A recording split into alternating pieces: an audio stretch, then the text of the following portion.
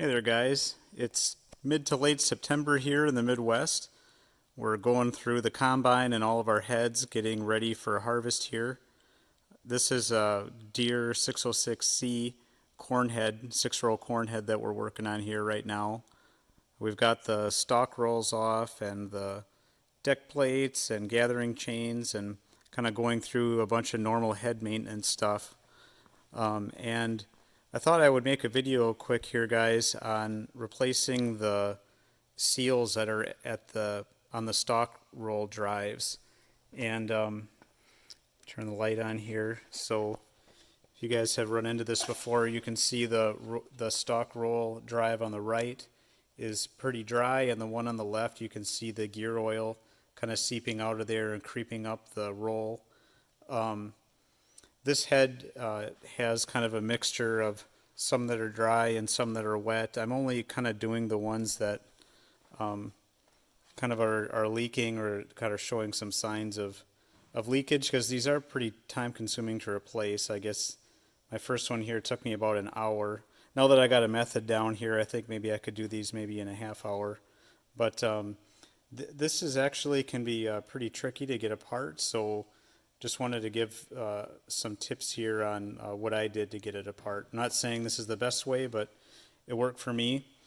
So what I started with, guys, was take a wire brush, or you can use like I've been using my Milwaukee die grinder with a little 1.5-inch wire wheel on it there, and clean off this surface here on this drive spline right in front of the seal. And if you have a ridge built up where the stalk roll, that internal piece, the drive part ends, take a screwdriver or a chisel or something and kind of scrape that ridge away, because this shield here in front of the shaft seal it's really pressed on pretty tight, and you don't want any debris. It's hard to get off even when that's clean in front of it there. So scrape that off if it's dirty and or corroded, I should say. And you can see I punched 2 little dimples in here with an automatic center punch, and I'm going to drill holes in these. I'm going to start with an 1/8 inch, or start with a 1/8 inch drill bit to start with, and then I'm going to open them up to 3/16 each. And I'm going to use a slide hammer to pull this out of here. So I've got an OTC 5-pound slide hammer here, and on the end of it I have this attachment that you can put like a sheet metal screw in. So we're going to use that to pull this thing out of here, and I'm going to get drilling on these holes here, and then I'll come back to you guys when I'm partway through the job. Alright, guys, we got this little cap seal here off. One thing I forgot to mention, guys, is when you drill the holes for these, don't over drill them. After your drill bit punches through the steel, stop and pull back. Don't over drill.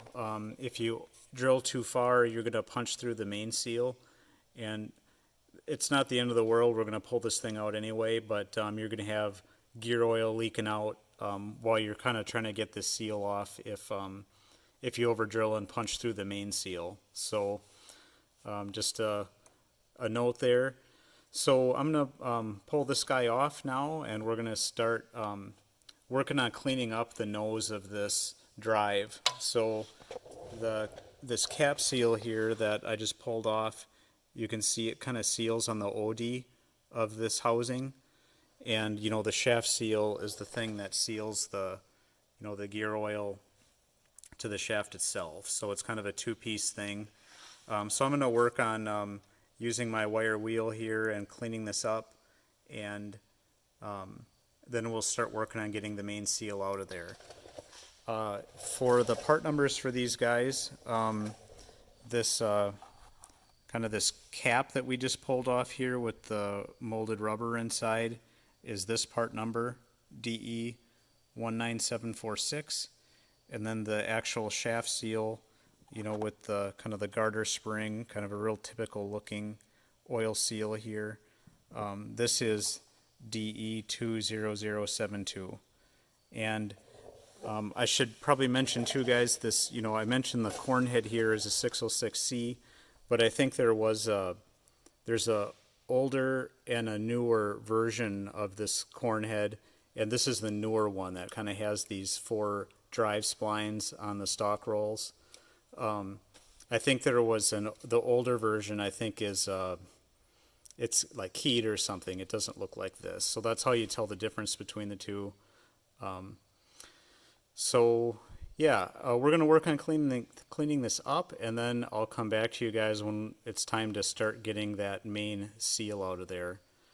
Something else too, guys, is once you start working on this main seal, you're going to get some oil dripping out. It doesn't pour out because it has to work through the bearing at the nose of the shaft there. So it comes out pretty slow, but and you've got plenty of time to get the new seal in before you lose a lot, but it'll be dripping on the floor as soon as you drill into that shaft seal there. So have a drain pan ready.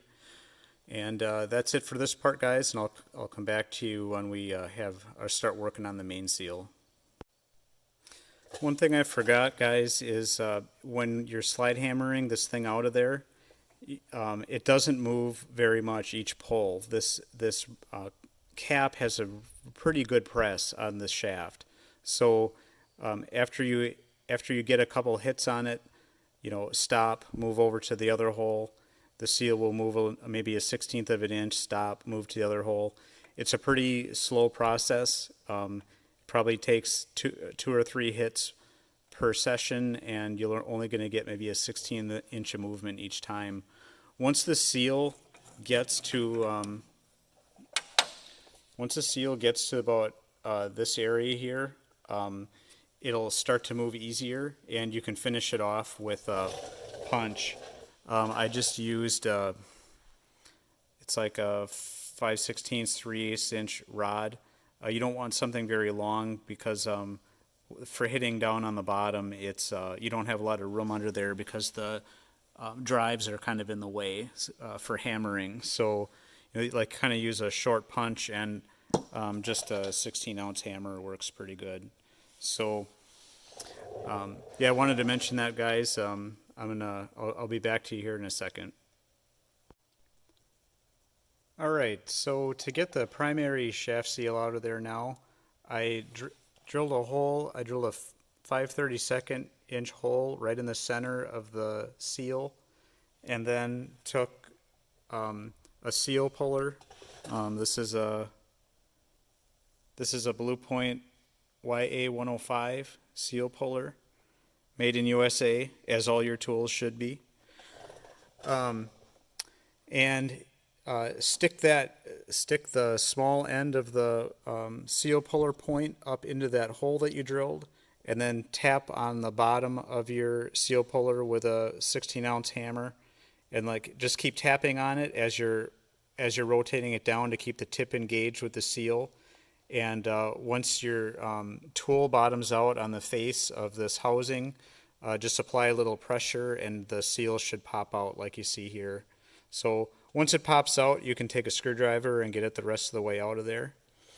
And next, guys, I'm going to just clean up the shaft where the seal surface rides, and we'll start working on getting the new parts installed. All right, so we've got the shaft cleaned up here in this area, guys, just with a wire brush or a wire wheel, whatever you want to use. I've got it coated with a thin layer of wheel bearing grease. I like to use the Lucas Green heavy duty, and I just apply it with an acid brush, like you would use for copper plumbing flux and things like that. It's handy.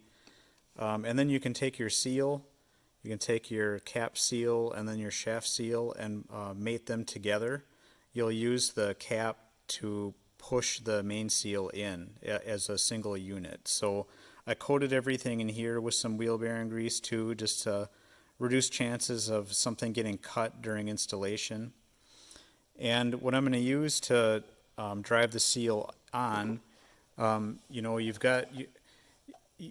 don't want to use just a hammer to tap around, I guess, first because you don't have a lot of room and you can't really get all the way around to tap equally because you've got the structure in the way from the row unit arms here. So what I did was just took a piece of 1 inch galvanized pipe with a cap on one end, and I just kind of assembled some pieces to give me enough length to get over the shaft. And then I have like a reducer here to step me up to 1.25 inches at the end. And you need to kind of step up at the end there to clear this area that steps up on the shaft because 1 inch won't clear all the way. So the 1 inch kind of holds a little tighter to the shaft, so it kind of keeps you centered while you're pounding. And then you got to kind of step up at the end to clear those features. So that's what I'm going to use, guys. I find these kind of handy to have around. I've got a whole drawer of them that I keep around just for this kind of purpose. So, you know, it's kind of nice to have a variety of different lengths, 1/2 inch, 3/4, 1 inch, 1 1/4, 1.5 inches, and 2 inch, with different types of like bell mouth reducers and couplings, and some of these pipe flanges can be nice if you're trying to hammer in something that's really large in diameter and you want to kind of keep even pressure on the face as you're pounding it in there. So you can, you know, kind of assemble different types of tools to kind of do the pressing that you want. So it's kind of nice to have a variety of sizes and things. I don't know about you guys, but here in the Midwest, the only place you can get a quality American-made gas pipe or galvanized pipe anymore is Ace Hardware. They carry a brand, I believe it's called Anvil. This is just a shitty Chinese one that I had around, but yeah, if you're actually doing gas pipe work in your house, get the good US stuff. So I'm going to set that seal on there and start pounding, and we'll wrap this video up here in the next segment. All right, so that's what the finished product looks like. After you get close to seating, you guys will notice that when you're hammering on that your pipe or whatever you use for a press tool, you'll hear the cap start to bottom out on the cast iron housing here, and you'll hear a clear change in the tone as you're hammering. You know you're home then. So you can also, you know, use the gap between the housing and this cap seal as a guide. You know, once you achieve the same gap between the two, you know that you're home. So that's about it, guys. Not too bad a job if you've got the right tools, like any job. I had bought this attachment for the slide hammer here quite a while ago, and I've used it a lot for like engine rear main seals and things too that are really stubborn. Works pretty good. So the other thing you guys could maybe use if you have one of those vice grips where you can have the slide hammer attachment on the pressure or the adjustment screw on the back, those work pretty good too. You know, you can run a drywall screw or a self-tapping sheet metal screw into the seal, clip the vice grip onto that, and then you know, hammer on the slide hammer on the end of the vice grip. I do have a smaller one of these, like for injectors. I've got like a 2-pound one, and you know, this might work, but I don't know. I think you'd have trouble with your hand clearing. It's nice to have the extra force of the 5-pound slide, and also, guys, the full length of a normal slide hammer, like you would use for pulling like rear axle flanges and stuff. So, you know, like I believe this one's probably 2 feet or so. So it, you know, while you're hammering, it's keeping your hands, you know, away from, you know, hitting some structure and banging up your knuckles. So, you know, the length and the weight is actually kind of nice. If you have both tools, I would definitely use a full length slide hammer over the vice grip style or the injector puller. So yeah, so I think that's about it, guys. Not too bad a job. After you do a few and kind of get in the rhythm, you could maybe get it down to maybe 20 minutes per unit there. I've got a few more to do here yet today, and we're going to pound those out and get this corn head ready for work. So that's it for this video, guys. Thanks for watching. We'll see you next time.